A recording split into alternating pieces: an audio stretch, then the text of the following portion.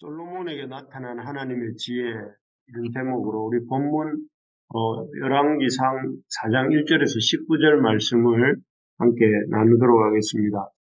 하나님께서는 북이나 장수가 아니라 하나님의 백성을 잘 다스릴 수 있는 지혜를 먼저 구한 그 솔로몬의 기도를, 솔로몬의 마음을 귀하게 받으셨습니다. 그래서 하나님은 솔로몬에게 그야말로 전무후무한 그 어떤 왕도, 또 그 이전의 어떤 왕도, 그 이후의 어떤 왕도 갖지 못했던 그런 놀라운 지혜를 주시죠. 그래서 어제 본문에서는 우리가 솔로몬이 사회적으로 가장 비천한 신분이라고 할 수 있는 창기의 아들을 찾아주는 장면을 보았습니다.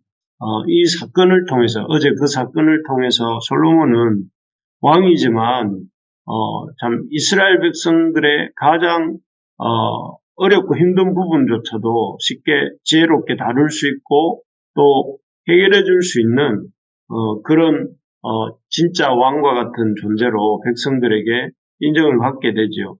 그리고 오늘 본문은 이렇게 힘든 백성을, 힘든 문제에 힘든 상황에 처한 백성을 잘 보살피고 다스리는 그런 왕으로서의 권위를 어제 인정받은 솔로몬이 이제는 어떻게 이 나라 전체를, 이스라엘 나라 전체를 다스리는가 하는 것을 보여줍니다. 솔로몬이 이스라엘 나라를 지혜롭게 다스리는 모습은 먼저 이스라엘의 어떤 이 전체 그림, 이스라엘 나라의 큰 그림을 잘 그리고 또 그 그림에 맞추어서 뼈대, 조직을 잘 세우는 모습에서 볼 수가 있습니다. 그래서 1절에서 6절까지에서는 중앙행정부, 중앙의 어떤 솔로몬과 같이 함께 일을 할 수 있는 그런 제사와 또 행정과 또 군대 장관과 노동에 관한 이런 다양한 분야의 그 일꾼을 세우는 모습이 나옵니다. 그리고 7절에서 19절까지에서는 솔로몬이 이 중앙행정부가 아니라 지방행정부, 쉽게 말하면 이스라엘 나라를 12지역을 관할하는 사람들을 세우는 모습입니다. 그래서 이스라엘 나라를 12지역으로 나누고 그 지역을 다스릴 신하들을 이렇게 세우고 그 이름을 언급하고 있는 장면입니다.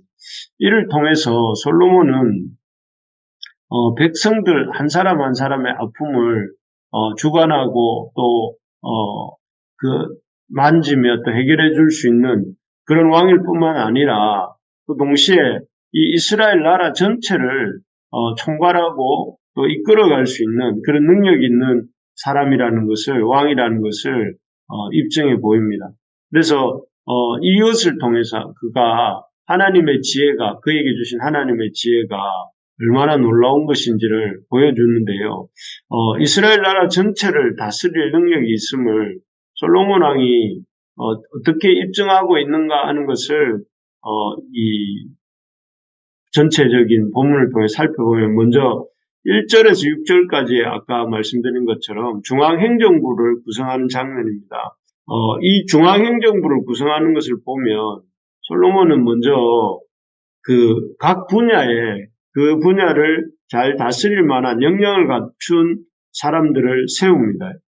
그래서 먼저 이 1절에 보면, 2절에 보면 그 제사장 영역, 종교 영역이죠. 제사장 영역의 사독의 아들 아사리아를 제사장으로 삼고 또 3절에는 그 시사의 아들 엘리호렉과 아이야를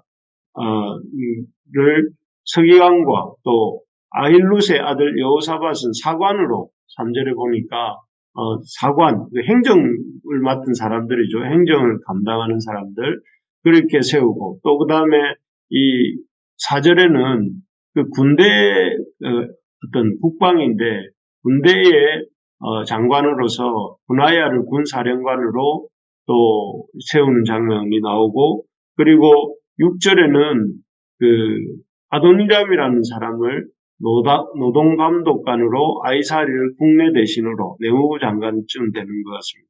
이런 사람들로 각각 이런 종교와 행정, 그리고 군대, 노동, 내무, 뭐 이런 다양한 분야의 책임자들을 세움으로 자신이 다윗을 이어서 솔로몬 자신이 이스라엘 온 나라를 다스릴 만한 역량도 있고 또 인재도 있고 또 그런 이 조직력도 있는 사람이다 하는 것을 보여주는 것이죠. 그래서 이런 이 다양한 분야의 사람들을 세울 수 있는 그 다양한 분야들을 나누고 그 분야를 섬길 수 있는 사람들을 세우고 또 더 나아가서 이렇게 세운 사람들의 면면을 보면 완전히 어떤 자기가 새 왕이 되었으니까 새로운 사람들을 뽑은 것이 아니라 이전 다윗 왕 때부터 다윗 왕을 섬겨왔던 사람들, 예를 들면 이 4절에 나오는 또 군사령관 분하야라든지 또 제사장 사독과 아비아달이라든지 또 이런 선지자 나단의 아들이라든지 이런 나단의 아들과 같은 이런 그 다윗 왕 때부터 이렇게 이 다윗을 섬겼던 신하들과 또 자신이 기용한 새로운 사람들과 이렇게 기성세대와 새 세대를 조화롭게 해서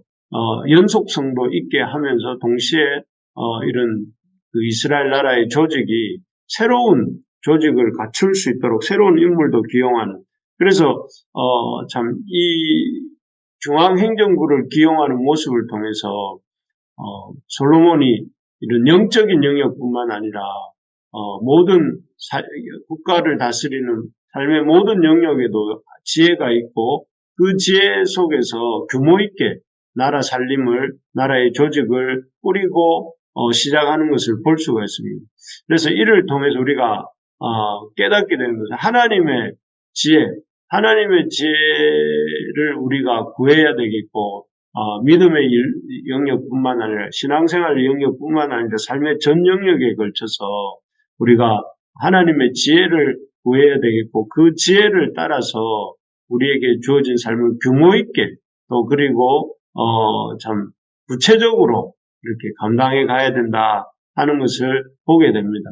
그래서 참 하나님이 주시는 지혜는 우리의 삶을 또 이렇게 구체적으로 또 규모 있게 살게 하시는 지혜다 하는 것을 보면서 우리가 이런 하나님의 지혜를 또 구할 수 있는 우리가 되기를 바랍니다. 두 번째로 보면 솔로몬 왕에게 이 예루살렘만이 아니라 또 중앙행정만이 아니라 이스라엘 나라 전체를 다스릴 능력과 지혜가 있다 하는 것을 보여주는 것이 7에서 19절인데요. 여기에 보면 솔로몬은 이스라엘을 12지역으로 나누고 각 지역을 섬길 자를 세웁니다. 아시겠지만 고대 왕들은 절대 권력을 가진 왕이 아니겠습니까? 그래서 이 권력을 독점하려는 마음이 있을 수 있습니다. 그래서 사울이 다윗을 그렇게 견제했던 이유가 자신의 권력이 나누어지는 것을 보고 싶지 않았기 때문이죠. 하지만 솔로몬은 이 절대 권력을 가지고 그것을 독점하려고 한 것이 아니라 이스라엘을 원래 12지파였던 이스라엘인 것을 염두에 두면서 이스라엘을 12지역으로 나누고 그 지역 사람들 중에서 그 지역을 다스리는 사람을 세워서 지방자치권을 줍니다.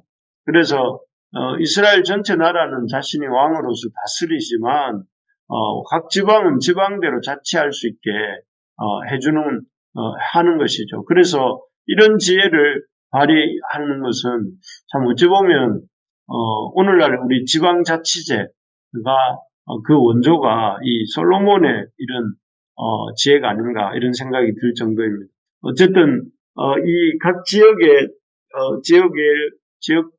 어떤 유지에게 이 책임자를 세워서 그에게 맡기고 각 지방과 중앙의 어떤 균형을 갖도록 합니다. 그리고 동시에 각 지방에서는 중앙을 섬기게 하고 세금을 내도록 하고 또 1년에 한 번씩은 의무적으로 왕실에 필요한 식물들을 채우는 일을 하도록 합니다. 이를 통해서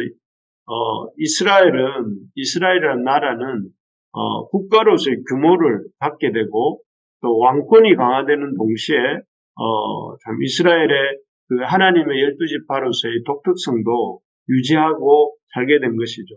그래서 솔로몬 왕에게 주신 지혜가 그저 아주 영적이고 또 백성을 돌보는 영역에서뿐만 아니라 또 국가를 규모 있게 구성하고 또 국가를 운영하는 그런 지혜까지 하나님이 주신 지혜였음을 보게 됩니다. 이런 참 그 지혜가 있었기 때문에 하나님의 주권을 인정하고 하나님이 주시는 그 지혜 가운데 나라의 일꾼들을 세우고 나라를 이렇게 나라를 잘 이렇게 규정지었기에 이스라엘은 솔로몬 시대에 이스라엘의 최전성기를 이룰 수 있었던 것이죠.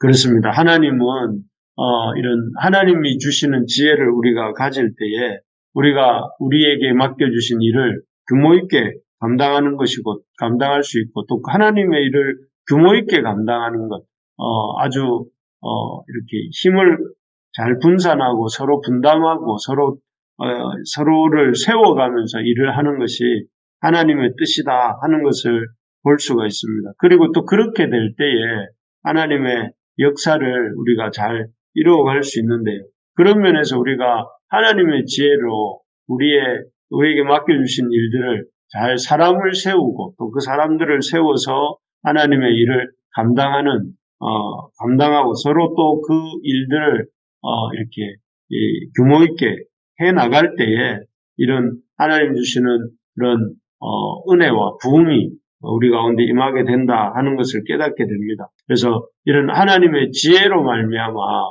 솔로몬이 나라와 백성을 다스려 갔던 것처럼 우리에게도 참 하나님의 지혜를 구함으로 우리에게 맡겨주신 일과 또 우리에게 맡겨주신 가정과 또 교회를 또 그렇게 잘 섬겨가는 저와 여러분들이 되실 수 있기를 간절히 소망합니다.